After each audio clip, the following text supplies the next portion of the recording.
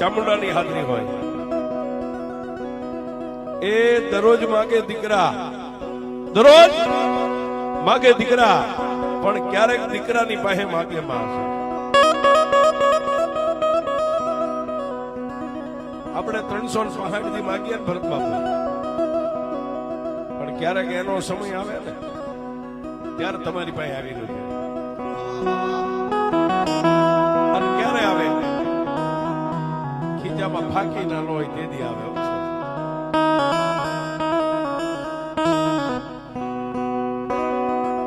ખીજામાં ફાંકી ના હોય ને તેથી આવીને ઉભી રહે. લાવી તું મને કાયમ કહેતો ને કે મારી રજા દે, મારે તને ખવારવું છે. હું તને કાયમ ના પાડી. આજ મને ભૂખ લાગી છે, લાવી મારે ખાવું છે.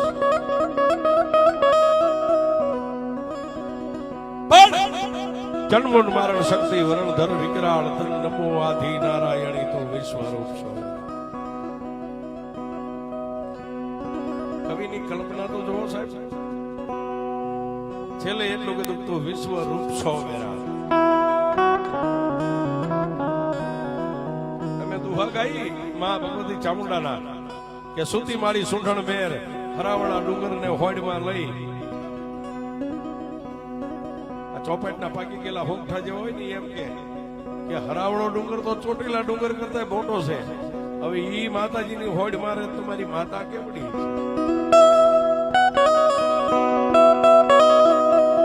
આ બધા શબ્દના મારા છે. નકરા તાલમાં માથું હલાવો એના માટે નથી.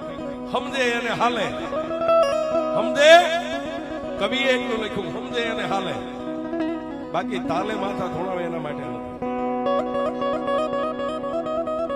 કે ભાઈ હરાવડો ડુંગર તો ચોટીલા ડુંગર કરતા મોટો છે. હવે ઈ તમારા ચામુંડના હોડમાં હોય તેથી તો તમારી ચામુંડા કેવડી?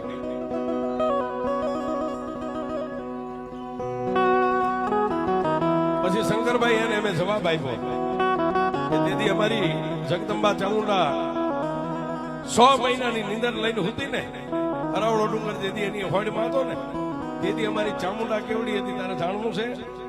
આભના કર્યા હતા ઓશિકા ને એના પગ હતા પાતાળ. એ હરાવડો ડુંગર નહીં, આખું વિશ્વ મારી ચામુંડાની હોડમાં.